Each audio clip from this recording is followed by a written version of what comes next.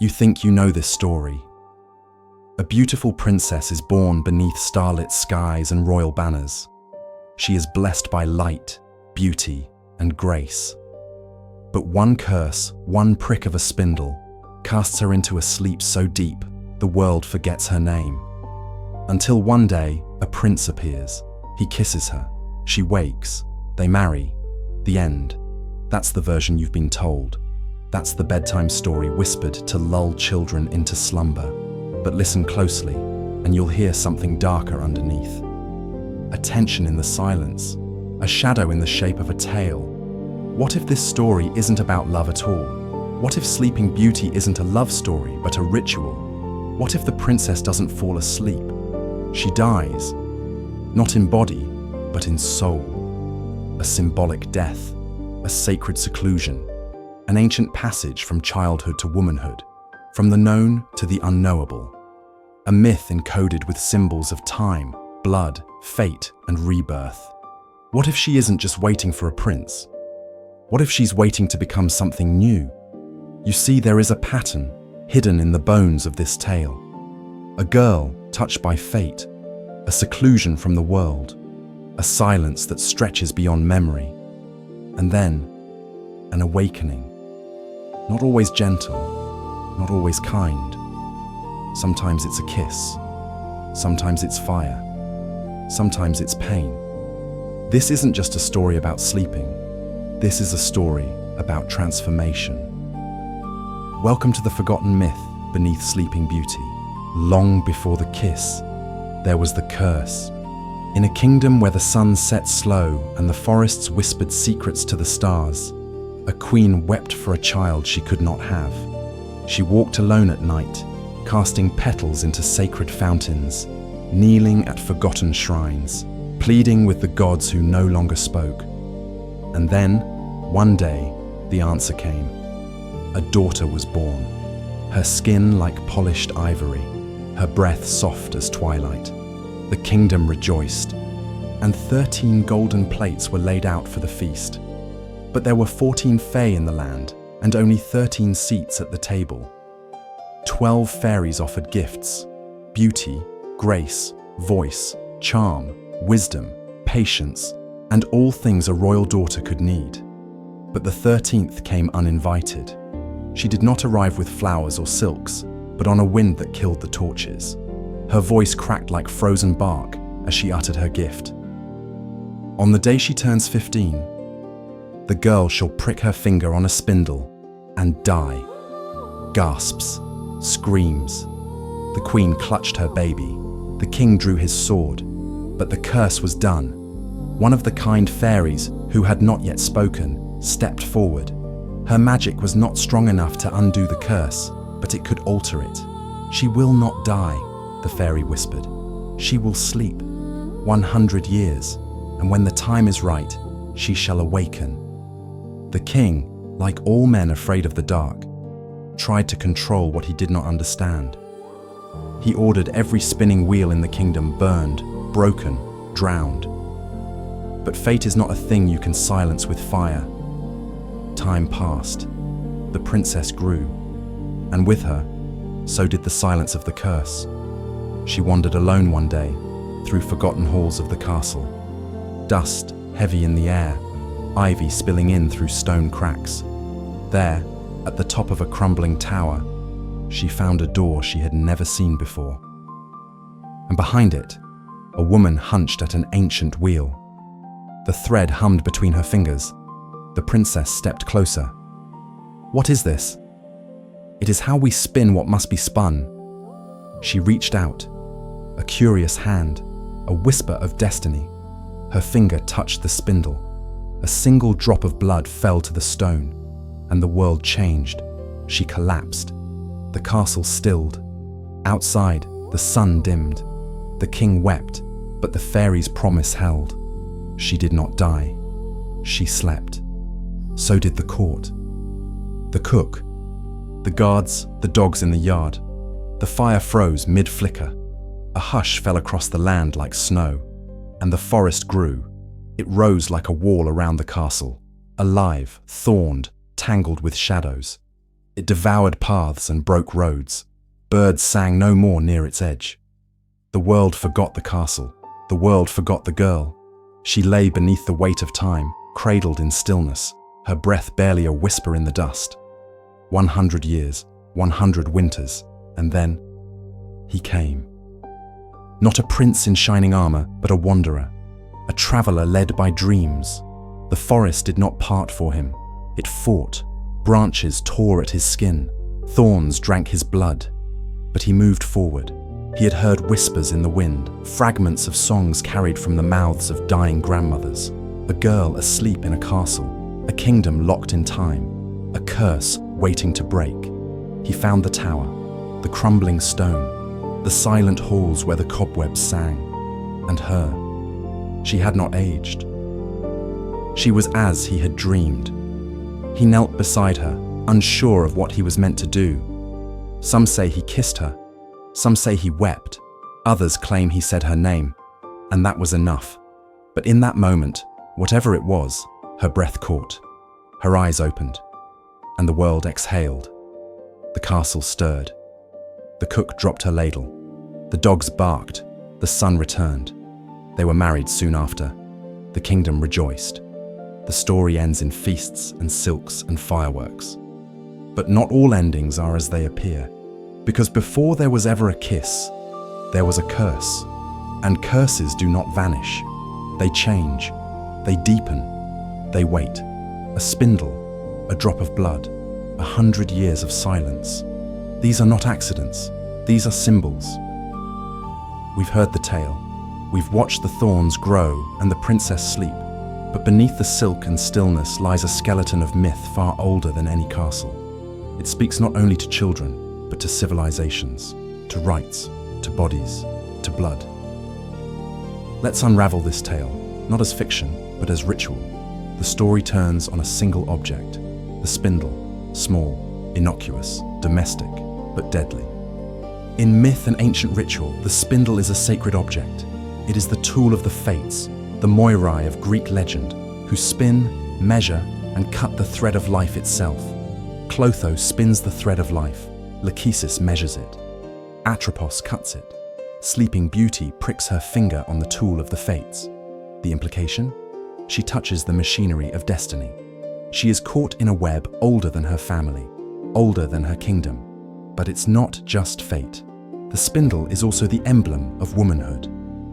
Its function, spinning thread, is tied to domestic work, to the hearth, to the matriarchal lineage. In many folk traditions, a girl was not considered a woman until she learned to spin. Her touching the spindle is touching maturity. Her pricking her finger is the first drop of menstrual blood.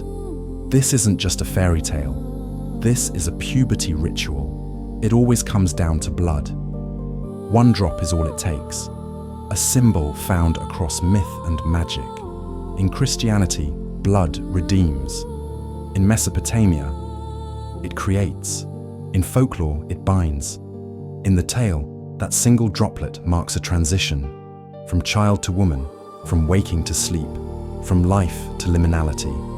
In rituals of old, the shedding of blood marked initiation, a severing from childhood, a symbolic death that precedes rebirth. Blood is life, but to spill it is to mark transformation. Sleeping Beauty does not die, but she doesn't live either. She lies between. She enters a liminal state, a mythic suspension, neither awake nor dead. This space between states is sacred in myth and ritual. It is the moment the snake sheds its skin, the seed lies in soil, the moon wanes, the tide turns. This is the underworld, not as fire and brimstone, but as stillness, waiting. Persephone sleeps 6 months beneath the earth. Inanna is nailed to a wall in the underworld.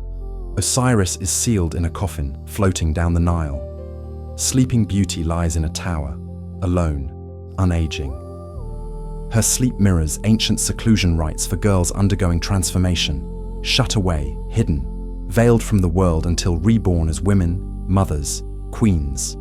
To sleep is to be prepared for rebirth. Thorns do not just protect the castle, they contain the rite. In ancient cultures, Sacred rites were hidden from the uninitiated. A forest, a cave, a wall, a veil. These barriers symbolize the line between the mundane world and the mystical space of change. In this story, the thorny hedge is alive. It grows with her. It guards the boundary. Anyone who tries to cross it before the time is right dies. Just like initiates who entered a mystery cult without preparation. The thorns are not just defense, they are ritual containment. And then, there's the kiss. In modern retellings, this is romantic, soft, redemptive. But let's not forget, the girl is unconscious. She cannot consent. Older versions of the tale are even darker. In Giambattista Basile's 17th century Italian version, Sun, Moon and Talia, the prince doesn't kiss her. He rapes her in her sleep. She awakens only when her child, born of that union, sucks the flax from her finger. Disturbing, yes, but also mythic. Because in many ancient myths, creation arises from forced union. Sky and earth, god and mortal, beast and bride. The kiss, in symbolic language, is the spark of life entering a sealed tomb. Not always gentle, not always just, but catalytic. She is not rescued, she is reborn. Why a century? In myth, time is never literal. 40 days in the desert, 3 nights in the whale, 9 months in the womb, 100 years, a complete cycle. She does not awaken until the world is ready, or perhaps until she is ready, until the rite is complete. Time in the tale is not a curse, it is a gestation. The spindle, sure, destiny, womanhood, blood. The blood, initiation, sacrifice, power. The sleep, death, liminality, cocoon. The thorns, barrier, sacred space, protection. The kiss, union, rebirth, fire. The time, a cycle complete. This tale is not about romance.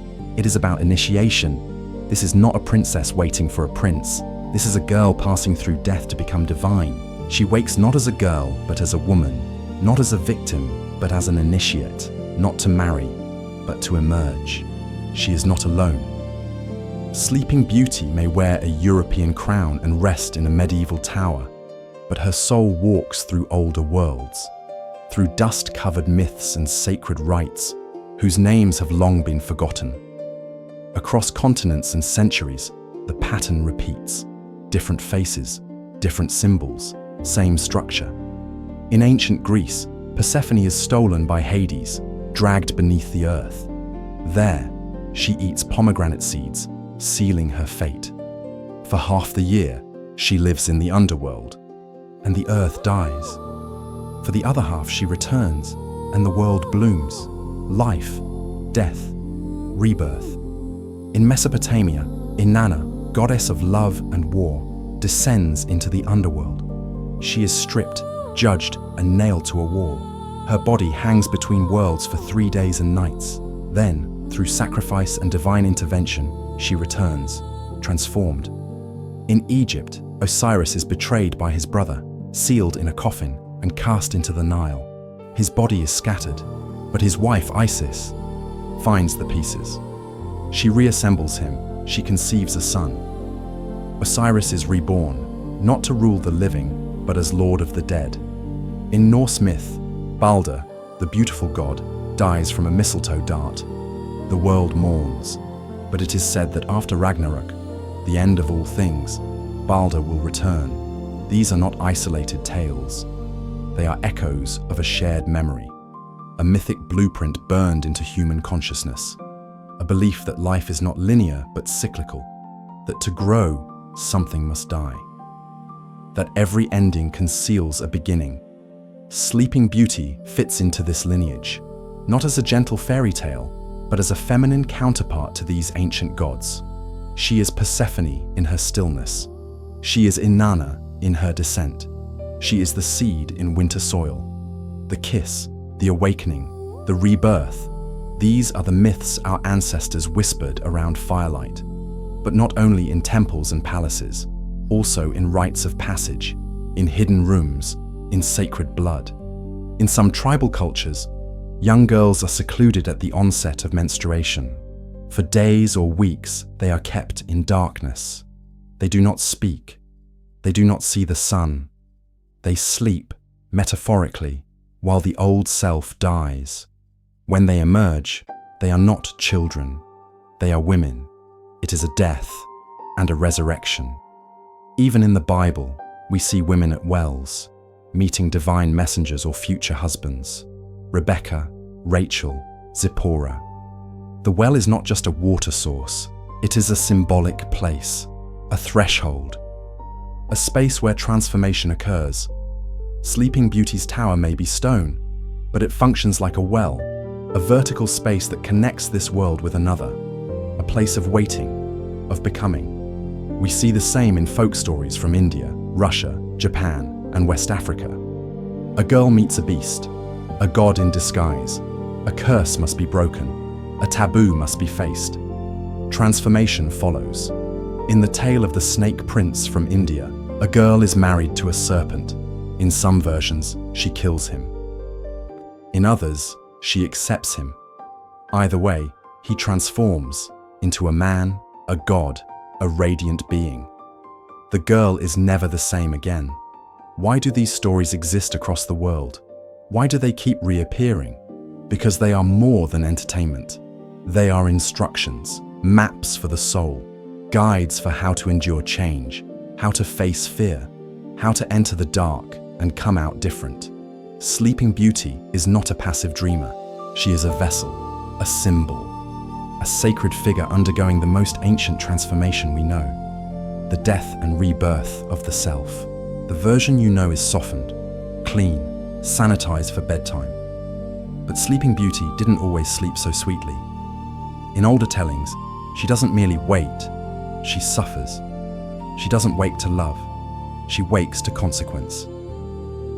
Let's peel back the layers of sugar to reveal the bone underneath. The earliest known written version of this tale appears in the 17th century in Giambattista Basile's Sun, Moon and Talia. In that story, the princess, Talia, falls into a sleep after a splinter of flax pierces her finger. Her father cannot bear to bury her, so he lays her body in a remote villa and leaves her there. One day, a king rides past. He finds her unconscious body, beautiful and motionless, and he does not kiss her. He rapes her. She does not wake, but she becomes pregnant. Twins are born from her sleeping body. One of them sucks the flax from her finger, and only then does she awaken. This is not a story of romance. It is a story of violation, of power, of a woman robbed of agency, and yet reborn. In this telling, Talia becomes a mother before she becomes conscious. She is forced into adulthood, into the consequences of womanhood, before even speaking her own name. What are we meant to make of that? Some say it is a patriarchal fantasy, an excuse for control. Others say it reflects a truth of ancient rites, that transformation is often brutal. The mythic journey does not promise kindness. It promises change. Over time, this version was softened. French writer Charles Perrault trimmed away the rape, keeping the enchanted sleep and royal awakening, but adding a cruel ogress mother-in-law who tries to eat Sleeping Beauty's children. The tale became about survival, of motherhood, of cunning, of secrecy. The Brothers Grimm later removed even that. Their Dornröschen replaced the violence with silence. The kiss became innocent, the curse less cruel. The thorns part gently for the prince. The narrative was tamed for the nursery, but in doing so, something was lost. Because this story, at its core, is about crossing a threshold. The curse is not punishment, it is a passage. The spindle isn't an accident, it is a symbol. The sleep is not a delay, it is a transformation. And the prince, in many ways, he is irrelevant. He is the trigger, not the cause. The true alchemy happens inside her. That is why in countless cultures, the act of falling asleep is part of spiritual initiation. In ancient mystery cults, initiates would lie in crypts or sacred caves, sometimes drugged or fasting, For days, undergoing symbolic death, they would awaken changed, marked, reborn. The soul must go under, the ego must dissolve, the girl must die, for the woman to emerge. Sleeping Beauty echoes this ancient truth, that transformation requires isolation, that awakening follows darkness, that to become fully alive, something must be surrendered. Our modern versions have tried to make her innocent, passive, but the older tales say otherwise. She is not helpless, she is chosen.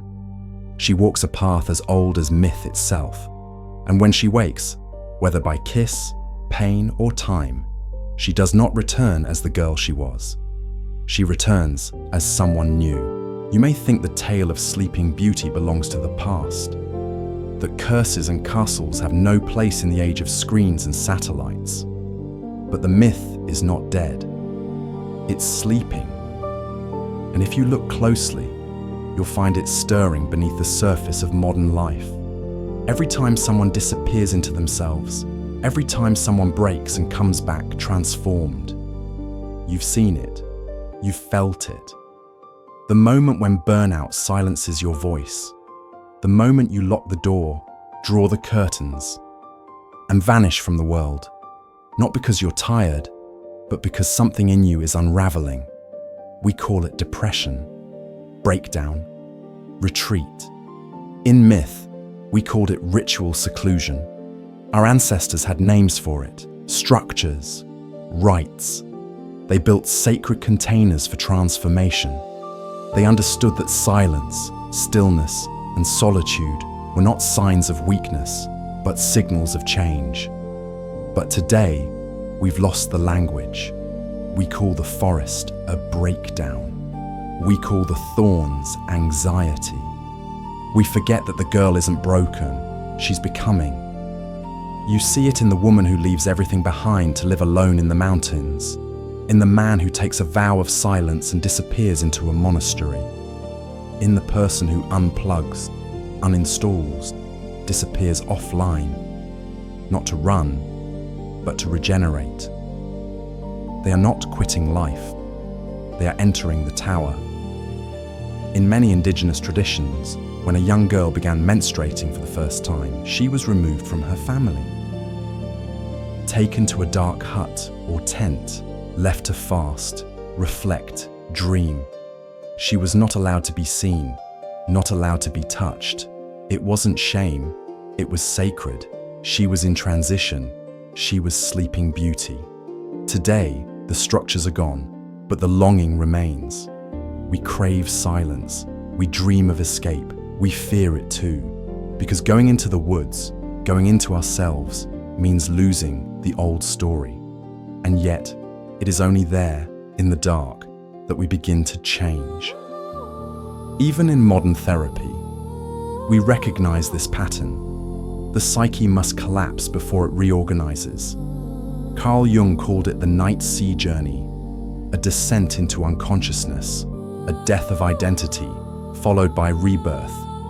The sleeping woman, the buried self, the forgotten soul. These are not symptoms, they are stages. The prince may come, or not. It doesn't matter. What matters is what she becomes after the sleep. That's why Sleeping Beauty still speaks to us, because beneath the surface, we know, we've all felt the spindle, we've all bled for something unseen, we've all had to retreat, to collapse, to vanish. And when we returned, we were not the same.